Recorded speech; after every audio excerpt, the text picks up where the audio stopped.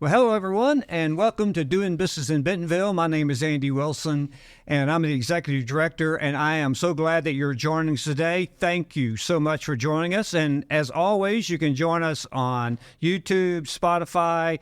You can join us on Apple. And, of course, you go to our website, dbbnwa.com, and once you go on our website, you can see our podcasts there, watch it there, and then check all of our website out, all the great articles that we're continuing to write about retail, the omnichannel, all of that. So again, thank you for being here. Rick West is my guest. Rick, welcome. Andy, it is a pleasure. I've been looking forward to this for a while. Man, I have too. We have known each other a long time, and it's so great to have you in the studio today. And a couple things about Rick. Of course, I'm going to let him tell you about. But first of all, he's such a great guy, and you're gonna hear me talk about that today. And he's going to talk about what he does and all that. But before we get into that, we have something else in common. We're both cyclists. Yes, we are. So Rick, that's awesome, man. We're gonna have to ride together. So I think we need to make that happen again. And you were a great coach for me on a ride that I just recently completed in Little Rock. So you've been a great coach. Well, thank you. Big Dam Bridge is not a small ride. That's 105 miles, and congratulations on that. Thank you. That's awesome.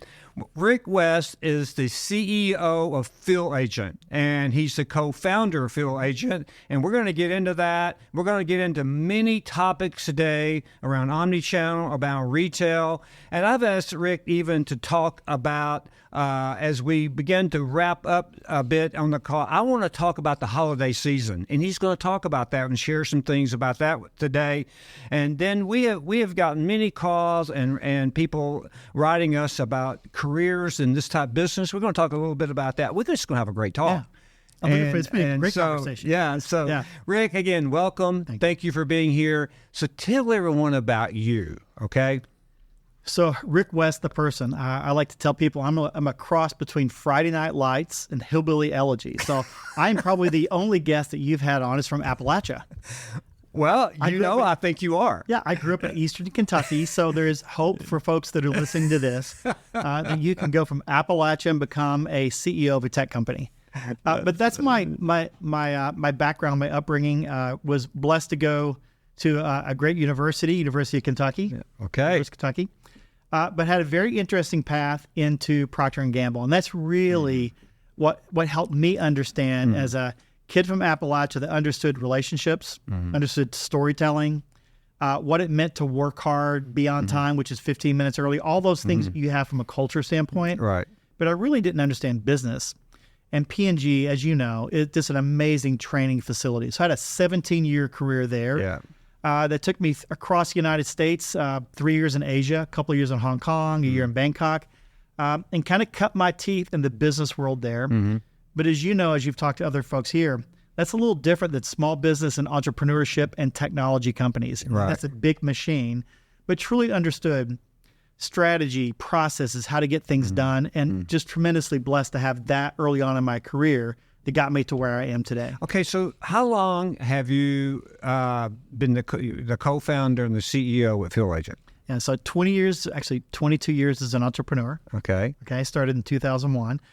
We launched Field Agent in April of 2010. Now, that's hard for folks to imagine. That was iPhone 3S, okay? it was the rage. I mean, and at that time it was the rage because everyone had a flip phone. Right. Okay.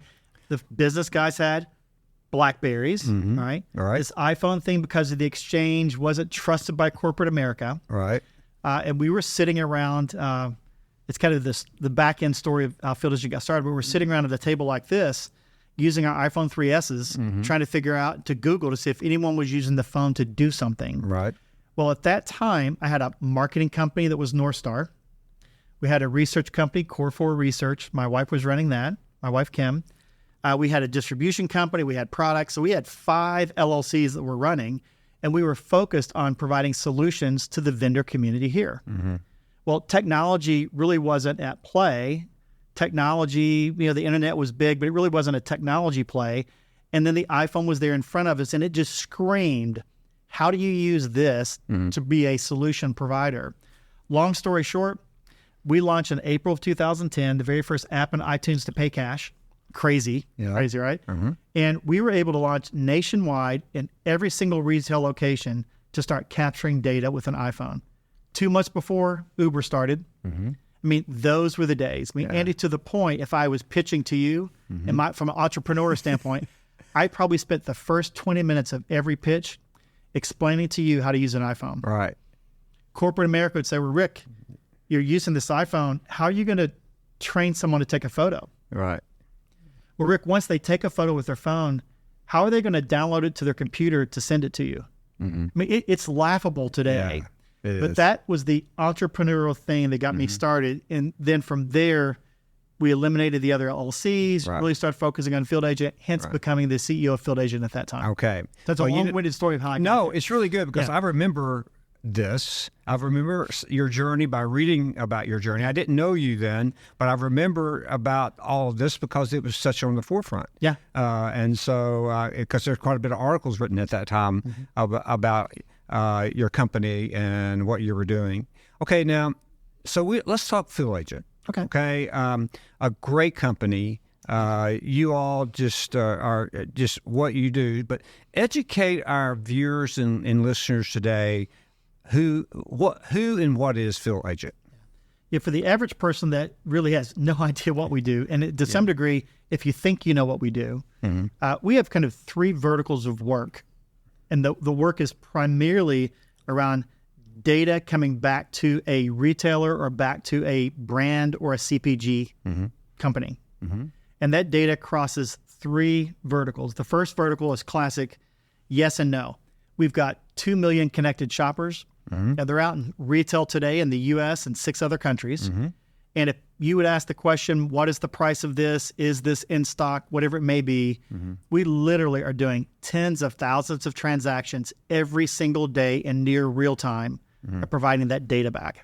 So vertical number 1, 90% of the folks that have heard of Field Agent get that. Right. The second vertical, once you get scale, Andy, then the question is, instead of sending Andy and Rick in, what if I sent in a 18 to 35-year-old female and ask her to capture price at the beauty shelf and ask the question what the price is, but more importantly, I now get her perspective on if something was out of stock, what would she buy? So that second big vertical is qualitative. Yeah. Hundreds of thousands of people at any given week are providing us qualitative. What did you think about the signage? What did you think about the out of stock? What would you purchase? What would you do? Right. The third big vertical, which is really over the last couple of years for us, our customers are asking us, gosh, Rick, you have amazing quantitative. I love the fact that you can engage with insights, but do you think someone would buy a product and try a product? So now we do sampling. So while she's there, we say, hey, why don't you buy this product, try it at home, or buy this product, try it, and actually do a ratings and review. And then from there, most recently, it became Omnicom, where someone said, instead of going to the store, maybe they can purchase something online, tell me about their experience, kind of bring that product in, then do a ratings and review. So that's the very broad scope of what we do, all around providing solutions to problems that people have at retail. Wow, that's exciting. And I love that boots on the ground, if you will, that hands-on, that personal touch. I love that. That's awesome. So again, as you describe your customer, who is your customer? Who needs this information that you're providing? I'd look left and right. Everybody needs it. but what happens is that because we're probably one of the few companies in the world that can do this at scale, most people look at this and say, gosh, Rick, what do I do with 1,000 photos of a stitched together planogram? Right. And what do I do with 200 video clips of someone engaging at a store? And so our customers go the breadth of a CPG company, a brand manager, an operations person understanding who's signage up, a category captain trying to understand what competition looks like because their buyers saying, hey, what's happening in this category? What does the shelf set look like at Whole Foods? Well, I could tell you this afternoon, I could be at a couple hundred locations and tell you exactly what the dairy section looks like in Whole Foods. So it's that type of engagement. That's probably 70% of who we deal with. Customer teams or brands that need to have information or insights. You then take that and then you get into the retail side. very, very similar.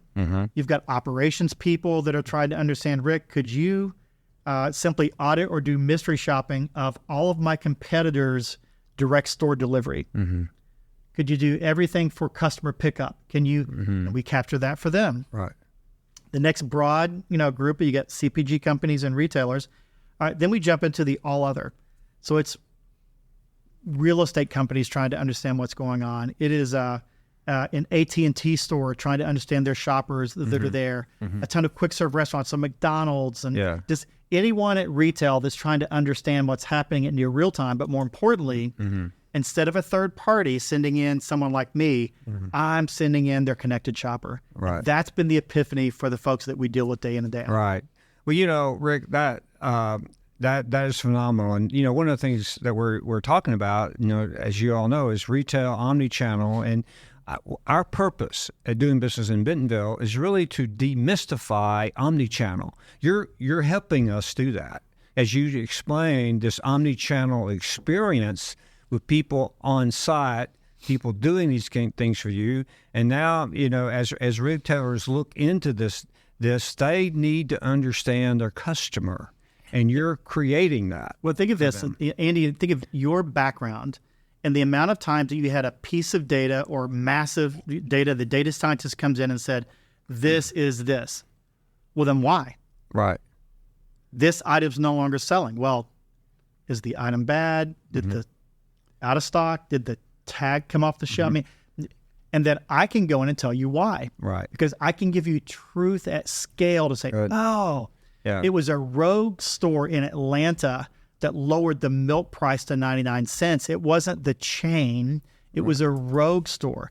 Or it was a chain that actually lowered the price of shampoo in Chicago. You've got a market problem because data doesn't tell you that because you have to know the why. So that's the type of thing they're like, oh, I get it. You marry up with big data to provide the why. And since I've got a consumer in there, you always double dip. Right. While I'm capturing data, ask them what they think. You're like, oh my gosh, I didn't have to pay extra for research. I get quantitative yes, no, and I get research. I like it. Blows people's mind. Well, it's awesome.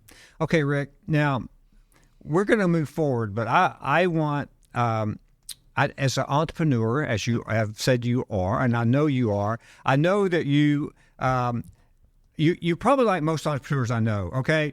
When you're not sleeping, which is probably not a lot, you're thinking. Is that correct? It's a fair statement. That is the habit of entrepreneur. Yes. So what I want you to talk to us about, what have you been thinking about? What is the future that you're working on? Now, for all of our guests that's listening, watching, I think you better buckle up because I think we're going to hear the future of what you're working on, and I think you're going to be really impressed by what Rick's going to share. So, Rick, let's talk about the future. Yeah, I'm going to be careful not to do too many buzzwords because then everyone rolls their eyes like, really, Rick, another buzzword. But because of what we do at scale, right? This little thing called AI has helped us at scale now not only provide a virtual store walk to understand exactly what's happening inside of a store, right? I can see what's happening. I can pull data. But now imagine a world where I don't have to look at 500 stores or 1,000 stores. I'm going to come back to you and say, here are the 5 new items that have appeared chain-wide at your competitor in the last 30 days. You're like, poof. Ooh. Because with AI, machine learning, I can come in and I can see where new brands pop in. Next thing comes in, someone says, yeah, but I'm trying to understand competitive pricing, and I see this price. How long has it been going on with the market? Well, the product that we have in front of us today, and we call it retail pipelines, I can go backwards 3 months, 6 months, and tell you it changed August 1st. You're 2 months late. And you're just like, poof, I can't. So that's the beauty of what we're doing today, because our customers are saying, Rick, thanks for the quantity. Thanks for all the great quality data. And I would argue our data is second to none in quality and scale. But because of that mass amount, they're saying, I just need you to help me provide some analysis and some understanding to help me process through that data. And so with retail pipelines, it is a virtual store walk with answers. It's a virtual store walk with some hypothesis of what we've seen. It's blowing people's mind that I can sit here today as a as a customer team within the world of Walmart. Right. And they're really trying to understand, tell me what's going on with Target in my category. And I can say, well, let's go look over the last 3 months, and I'm going to tell you exactly what's going on. So that's Crazy. any item in that category. Any item in the category. Now, what we don't do is that we don't pretend to be an IRI or a Nielsen with all the Right. we're not that. We're not a category captain's best friend. Okay, right. That being said, after you purchase data, even with IRI and Nielsen, now you're coming back in saying, yeah, but for these other retailers that either don't provide data or I'm trying to understand, I need a snapshot. And so we have hundreds of categories, okay, thousands of photos, and I now can take category A and tell you over the last year, here's what's going on, and every week I give you an update. Wow. So you're literally coming into our platform called Retail Pipelines, and you're not going in searching photos. You're not flipping through. You're coming in saying, show me what's going on with pricing, give me a heat map on what people are looking at here, give me a better understanding of what out of stocks look like, and show me the new items. It's crazy because most people working with Walmart today would say, well, I've got Retail Link. Well, sure you do for your items, and I'm not trying to replace that, nor do I want to get engaged in the for item. But the moment your buyer asks the question, well, what's going on in this market? What are you going to do, Andy? Fly to the market? That's what we used to do. Okay. Or you're going to call 3 best friends and help me take 3 photos. You're right. Yeah. And so with Field Agent, they would call us, and that provides so much data that it's just so hard to get through. Well, the buzzword of AI and the machine learning that we have today really allows us to provide a really interesting experience so that you're getting not necessarily all the answers, but you're getting some insights and understanding as to what's happening at the category level. It's been really cool to see CPG companies look at this. Well, I want to come see it. I got to come see it. As a retail guy, I would tell you there's a lot of things in my head through my head right now about this virtual store walk, and it's called the Retail Pipeline. That's right. And I got to tell you, I am interested in seeing the results of this because I've only done a couple million store walks probably and made notes and brought that back to the merchants. Yeah. And said, our competition is doing this. Our competition is doing this. And we were the eyes, the ears for them many times. And, operations, as we walk stores, we bring this data back.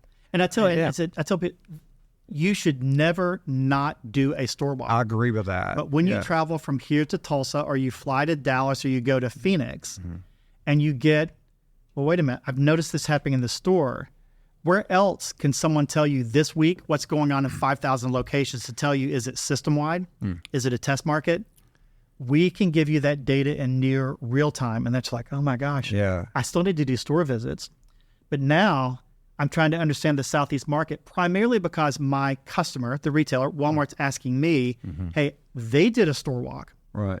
And they're asking, is this a system-wide problem? And you get to see the look on their face saying, I'll get back to you. Good. And we get that phone call. What we're saying is, what's changed for us, instead of being reactive, what if you are now proactive? Right. And you knew in advance, hey, buyer A, just so you know, this is going on in the market. I've seen it. I'm on top of it. Change your world, Andy. It'll change your world. Now, you've got this product launched. Yes. So it's real. It's ready. Right. So it's ready. And we'll make sure that we give you Rick's contact information and all that. And plus, there'll be an article on our website about this because I really want us to have an article about this because this is exciting. And so Rick, how long have you've been working on this? Can you talk about that at all? Some of the historical part of this? Primarily started out with our partner and another third party in Canada. And so this is a North America, it's minus Mexico. It's a Canada-U.S. scenario. My other co-founder, Henry Ho, along with Kelly Miller, another co-founder, the two of them from a tech and business standpoint have been working with a partner of ours. It's called Shelfgram. And so between the entities we have and then Henry and Kelly come alongside, we have been incubating this for about a year. And we've really started to drive it over the last 3 months. So the good news is, based on the category we're looking at, and not every category, I've got a year's worth of data in quite a few categories. Wow. And so when you get into household cleaning, as an example, and you really want to understand what's changed over the last year, I can tell you that from a virtual standpoint and give you some great data. Now, what's interesting is that a year or so ago, when people talked about Chat GPT, that's not what I'm talking about. This relates to AI. Right. You can play with that. I'm talking about true image recognition and artificial intelligence that helps you make good business decisions. I'm not trying to help you write something better or to kind of play and make a really cool little piece of text come back. This is really being able to understand at scale to bring insights back to you. And that's the secret sauce that we have today. Wow. It's been really cool. It sounds exciting. Yeah. It does sound so the future because of the because of the information it can bring so quickly to you to make great decisions At scale. At scale. And and that's one of the things we as leaders and as leaders of our companies and organizations, decision making is critical, but the right decision making is even more critical. And what you're going to do is provide that data to help your customers make much better decisions In a proactive way at scale. If folks listening remember nothing else is that instead of reacting, what if I told you there was a way for me to help you proactively understand at scale? Right. I'm telling you, it'll change your morning on a Monday morning. When you get that email, you're like, already know. Yeah. Know exactly what's going on. That's awesome. Yeah. Well, Rick, that's exciting. Now, we may come back to this a bit, but I want to pick your brain on a couple other things, if we could. Let's talk about retail business for holiday. Okay, I mean the holidays are fast approaching. Thanksgiving is a long way. Christmas is extremely close. So as you look at the landscape, with your knowledge of the market and retail, give us some thoughts about the holiday season. Yeah. I'm not going to bore people with the blog that we just pushed out about the holiday season because we're going to put the link in and make you read it. Listen, my marketing team's already excited the fact that we're going to push the blog. Yeah. But I can tell you this, our business, we are a B2B business, right? So we don't sell to consumers. We sell to and we engage B2B. So again, CPG companies, brands, and retailers. Well, they all have B2C businesses. Right. And so we look at our business and I engage my clients. What they're telling me, and this is just anecdotally, I didn't survey 50 customers to figure this out. Right. But anecdotally, no one's seeing shoppers go to zero. No one's seeing people saying, I'm going to just hold back and do nothing. But the size of drink, I think, is going to continue. You're going to kind of feel that go down a bit. Okay. So instead of buying 4, maybe you bought 3. Instead of spending X, maybe I trade down just a bit. So what I'm seeing at retail isn't excitement and engaging in stores and online. And you and I have seen this in Thule because retailers are going earlier and you're already doing Black Friday early before, because you want to get the dollar soon. Yeah. Because it's not that you're going to go to zero. People are going to engage. You need to get the dollar sooner. And everyone is repeating the exact same thing. Rick, you got to get the dollar soon. People feel a little bit uneasy. Therefore, the drink may not be as, large as I had before. So I think for some of the premium brands out there, you have to be earlier than usual. Right. If you're going to get that, thing in your cart to make that work. Right. So we're sensing that. And I think the other thing is we look at shoppers, they're fairly positive, but I think you'll start seeing a sentiment when you read the blog, there's some caution. I don't think there's any panic. Right. The sky isn't falling, even though we did the survey before, the war broke out October 7th, before that happened. Sentiment might be a little bit different today. Right. But I think there's a bit of caution in the air. And I think that's going to have some impact to retail sales. And listen, you follow retail and earnings forecasts. And it's not that people are saying it's going to go to zero, but instead of a 4%, maybe it's 3. Instead of 3.5, maybe it's 2.5. So it's slightly lower fourth quarter expectations from what I can tell. Well, I think you described it very well. I know the research I've read most recently about it. It is. I mean, I think you said it very, very well. I think it's smaller drink. That's a great way to describe what I have read. 2 to 3%, 3 to 4%, somewhere in that range. And I think that National Retail Federation saw, and I've read an article recently last week, I think, about that. But I think the other thing you said is very important. That you need to be fast out there, because I think once that dollar is spent, it's not going to be, it's not going to go again. So you've got to be quick. And that's why we're already seeing ads and Black Fridays and all of these things right now. Right. So I guess the word to the retailers is I hope you're not behind. You need to be out there. You have to be out there. Now, the good news for us, if I did this, look back at the same blog post that we did in 2020, 21, 22, we don't have the inventory issue. That whole scarcity mentality that people were really stressed out and scared. Yeah. We don't have that now. So there's a little bit of relaxation. So you don't have the folks saying, gosh, if I don't buy it now, it's not going to be available. So because of that, it's going to be maybe closer to normal, but there's still that you got to get in there early. Yeah. I've noticed that in a couple of store walks I have done recently that what we had before, you couldn't get it, so we just bought everything because you didn't know you were going to get it, and you didn't know if the boat was going to get here. But, and so, but what I've seen that too, I think you bring out a very good point. I have seen inventories in much better management positions than we've seen a few years ago. Yeah, So- and again, because you're in this space, you all the folks listening to this understand it. Gone are the days that a retailer will say, "Well, I'll wait 3 or 4 weeks for you to get back in stock." Yeah. Oh, yeah. Listen, that shelf tag's moving. Yeah. 2 facings became 3.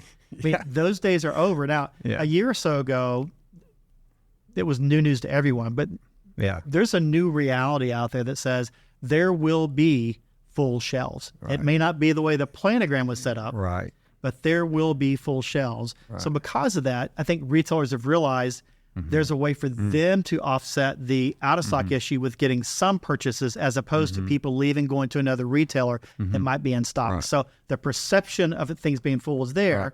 But again, with retail pipelines, plug for what we're doing, You're right.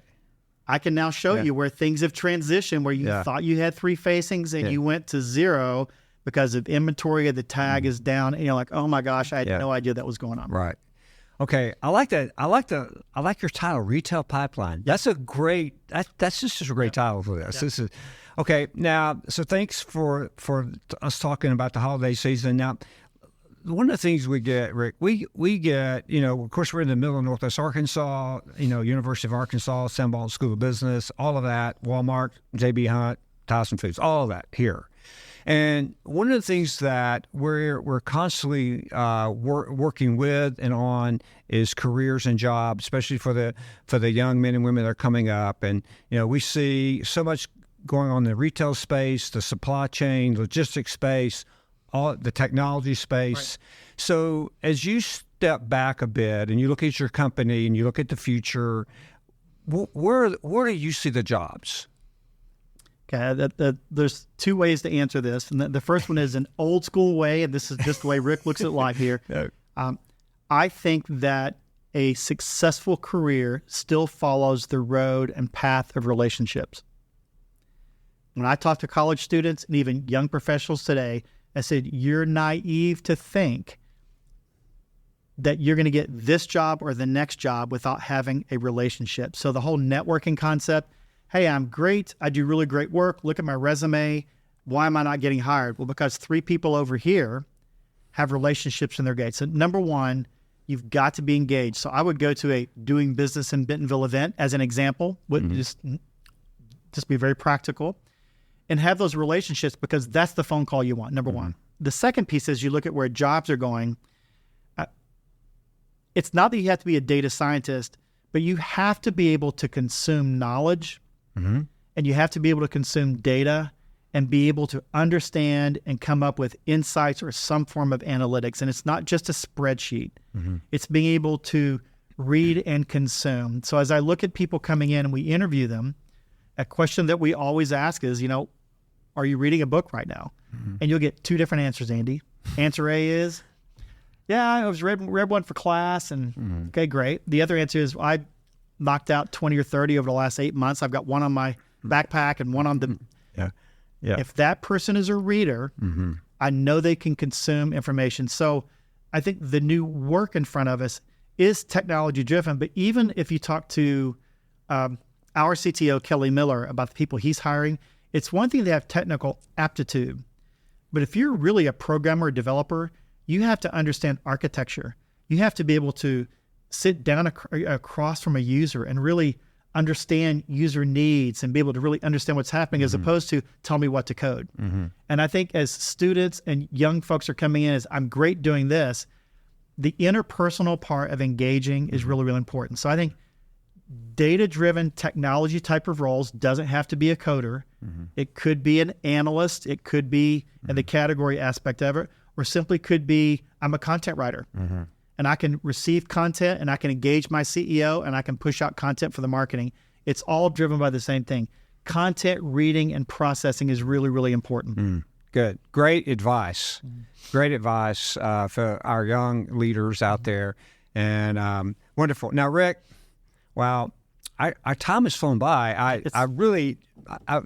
I think you guys got to come back. I'd love to. And because there's so much more I want to ask you, and I just looked at wow, this has been fast. Okay, so Rick, let's do a quick recap, okay? Because I think it's so important. So we'll make sure people know how to get a hold of your company and who they need to get a hold of to learn about this new latest product called the Retail Pipeline, a virtual store walk. Correct. So, Rick, as we wrap up, and we've talked a lot about retail, about omni-channel today, and the holiday season, any closing comments? Yeah, I think as people are looking at this space, especially if you're listening to this podcast, obviously you're wanting to learn, you're wanting to get better. I go back to that relationship piece and to look at what's happening. There's still significant changes and exciting things happening in front of us. Don't sit on the sideline. You can't. Yeah. You can't be the guy that just does your job. Right. You've got to get out there, and you don't have to be the AI person, but you have to understand it to understand how it's going to impact your job and what that means. So that's number one. You've got to get out there and engage, do networking, and make that happen. I think the second thing is doing good work today is important.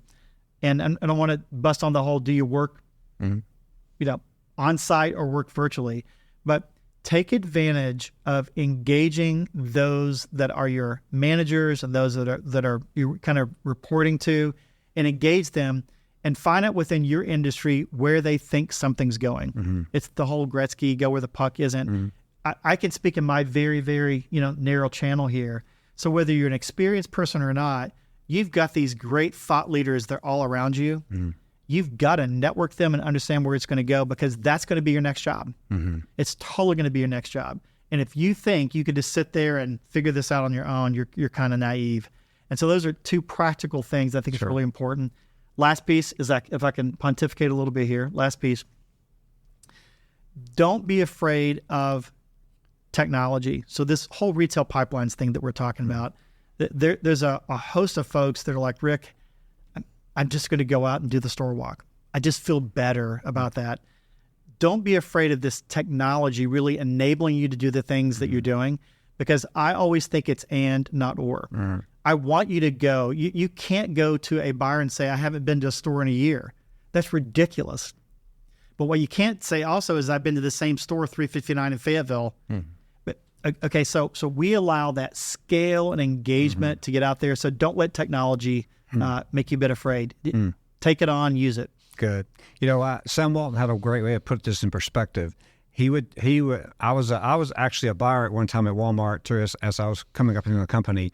But he would require us to go out to the stores, and we called it eat what you cook. Yeah. In other words, we bought it, we cooked it, we got to go out and check it now and see how well we did based on the customer and the associate in the area.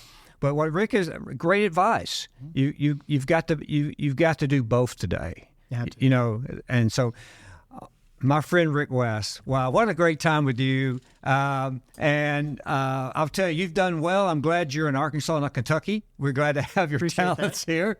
Okay, everyone, again, thank you all so much today for watching and listening. You can always, again, check us out, doingbusinessinbentonville.com, and you'll see all that we do. We do focus on this topic, and you've heard it today. Rick, again, thank you for being here. It's been a pleasure to spend time with you, and let's come back. You need to come back, and let's talk about this next future thing that you probably have up your sleeve somewhere. Okay, it's done. I look forward to next time. Thank you. Okay, thank you everyone for joining today. It's been a pleasure, Rick. Again, thank you. Goodbye, everyone.